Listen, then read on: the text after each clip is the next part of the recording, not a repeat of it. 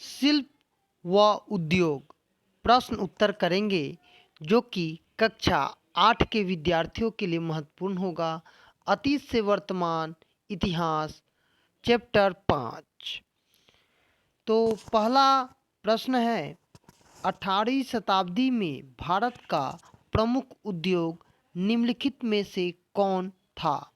तो उस समय वस्त्र उद्योग प्रमुख था।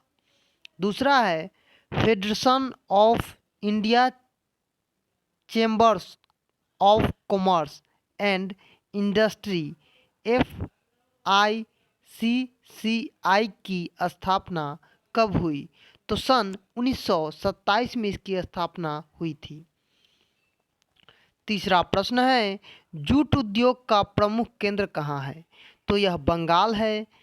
चौथा प्रश्न है, सन 1818 में अंग्रेजी सरकार ने किस उद्देश्य से मजदूरों के लिए नियम बनाया?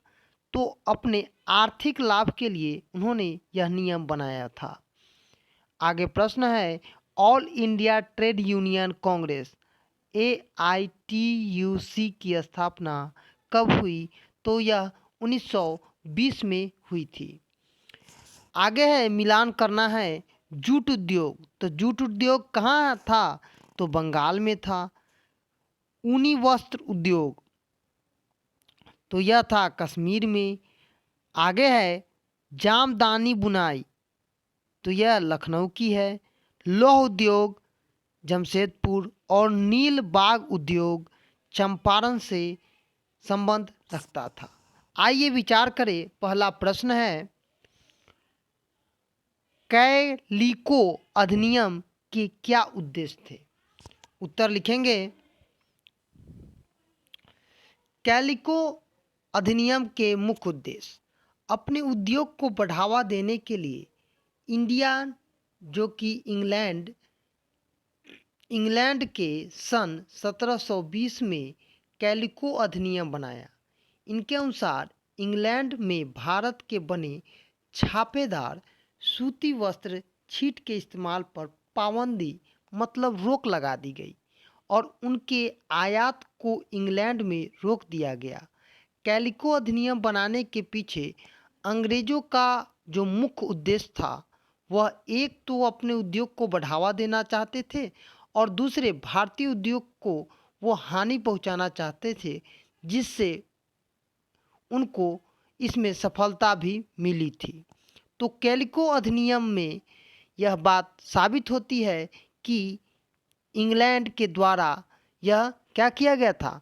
अंग्रेजों के द्वारा ही इसे लाया गया था। आगे है, मुक्त व्यापार की नीति से आप क्या समझते हैं? आंसर लिखेंगे, भारतीय उत्पादकों की इंग्लैंड में बढ़ती हुई मांगों को देखकर सन 1813 में इंग्लैंड की सरकार ने मुक्त व्यापार की नीति अपनाई। पहले था कि अब मुक्त व्यापार की नीति द्वारा अन्य अंग्रेजी उद्योगपतियों के लिए भारत में व्यापार करने की स्वतंत्रता प्रदान की गई। इस नीति के तहत आयात निर्यात में भेदभाव भी इंग्लैंड के द्वारा किया गया।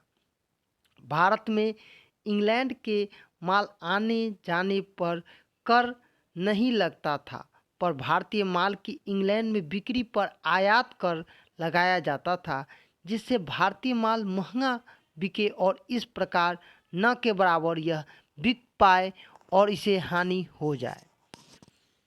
आगे प्रश्न है, भारतीय उद्योगपतियों को भारत में उद्योग की स्थापना के मार्ग में क्या क्या बाधाएं थी? सन 1854 में बम्बई में पहला सूती वस्त्र कारखाना कावासजी नानाजी दाभड़ा नामक एक पारसी ने स्थापित किया। 1880 तक पूरे भारत में 56 सूती कपड़ा मिल स्थापित हो चुके थे।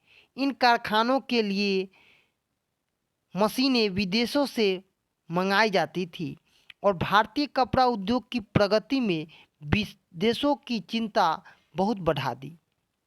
भारतीय उद्योगपतियों के सामने समस्या यह थी कि यदि किसी तरह अंग्रेजी सरकार भारतीय उद्योग को बढ़ावा देने का कार्य करती तो उत्पादन क्षमता में वृद्धि हो जाती थी। अतः उन्होंने मांग की कि इंग्लैंड से आ रहे कपड़ों पर सरकार विशेष कर लगाए ताकि वे भारत में बने कपड़े यहाँ के बने हुए कपड़ों से महंगे बिके। लेकिन अंग्रेजों ने ऐसा नहीं किया, बल्कि ऐसी नीति अपनाई कि भारत का औद्योगिक विकास धीमा हो गया। तो आज हम लोग शिल्प व उद्योग प्रश्न उत्तर, जो कि कक्षा 8 के विद्यार्थियों के लिए महत्वपूर्ण होगा, इस पाठ का अध्ययन किए हैं।